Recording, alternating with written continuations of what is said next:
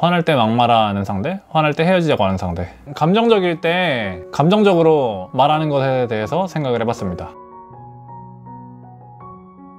연애를 하다가 보면은 자주 싸우는 커플이 있죠. 자주 싸우는데 싸우다가 보면은 막말을 또 하게 돼요. 자신의 기분에 따라서, 상황에 따라서 욕을 하기도 하고 소리를 지르기도 하고 비난을 하기도 하고 비꼬면서 얘기를 하기도 해요.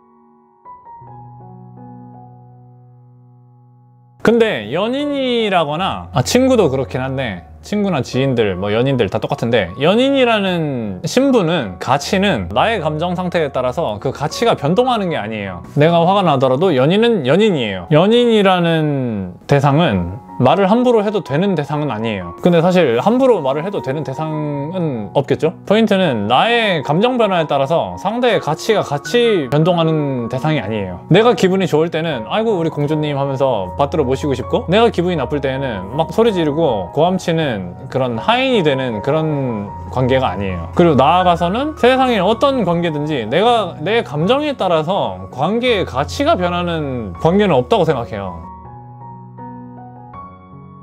예를 들어서 제가 엄마한테 혼났어요. 등짝 스매싱 맞고 저한테 막 나무랬어요. 근데 그렇다고 해서 엄마한테 막말하진 않잖아요. 그건 아니에요 라고 따지거나, 아니면 그건 잘못했어요 라고 인정하거나, 내가 화나고 맞아서 기분이 나쁘다 라고 해도 엄마가 아닌 건 아니에요. 엄마라는 사람은 내가 내 기분에 따라서 함부로 대해도 되는 존재가 아니니까요. 연인도 똑같다고 생각합니다. 화가 많이 나더라도 연인이라는 대상은 아무런 실질적인 이득이나 보상이 없이도 내가 좋다라는 이유 하나만으로 내 곁을 자처하면서 내 옆자리를 지켜주고 있는 사람이에요. 세상에 그런 역할을 해주는 사람은 그렇게 많지 않아요. 상황에 따라서는 아예 평생 나도 아예 한 명도 없는 사람도 있어요. 그 숫자가 되게 많다고 해서 또 좋은 것도 아니에요. 뭐 한 대여섯 명 정도 되려나? 10명? 안팎 되려나? 많다고 해서 좋은 건 아니에요. 평생을 두고서 봤을 때에도 대여섯 명 남짓? 그 정도로 귀한, 소중한 그런 역할인 사람이라고 생각합니다.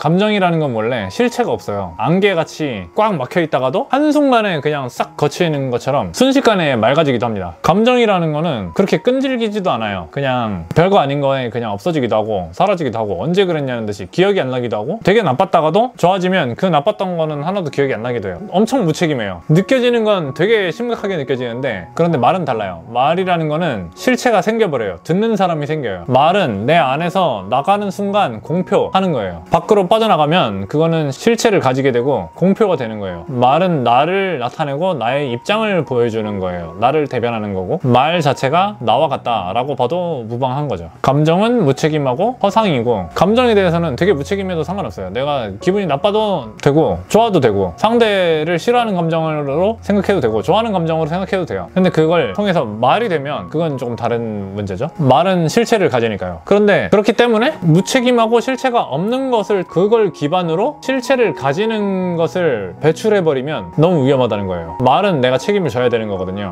감정은 내가 책임을 지지 않아도 돼요. 책임을 지지도 못하고 실체도 없는 허상을 기반으로 나의 실체가 있는 게 배출이 되어버리면, 반복적으로 이어지다 보면 나의 실체는 무게감을 잃게 되고, 실체가 없어지고 설득력이 없어지고 신뢰를 잃어버리게 되고 상대를 상처 입히게 되고 상처를 입는 사람이 많아질 수도 있어요. 그렇기 때문에 감정에 기대서 말을 하지 않는 걸 추천드리고 싶어요.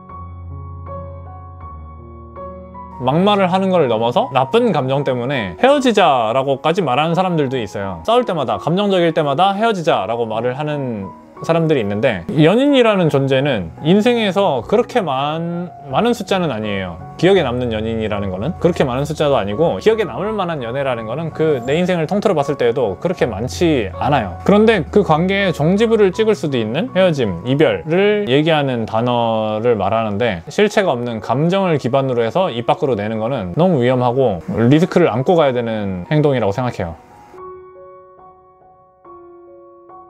되게 신중해야 되는 관계고 지켜나가야 되는 관계인데, 신중하지 못하고 실체가 없는 걸 기반으로 말이 나가버리면 소중한 거를 너무 허무하게 허탈하게 잃을 수도 있다고 생각해요. 그래서 감정적일 때 감정적인 말을 하지 않기를 추천드립니다. 감정적일 때 감정적인 말을 하지 마시고 헤어지자는 말이나 감정에 대해서 논해야 할 때, 감정에 대해서 서로 대화를 해야 할 때는 마음이 충분하게 생각해 보시고 고민해 보신 뒤에 객관적일 때, 내 자신이 충분히 평정심을 유지할 수 있을 때 감정에 대해서 논하시고 소중한 관계의 마지막이나 소중한 관계에 관련된 이야기를 하시길 추천드리고 싶어요. 감사합니다. 안녕히 계세요.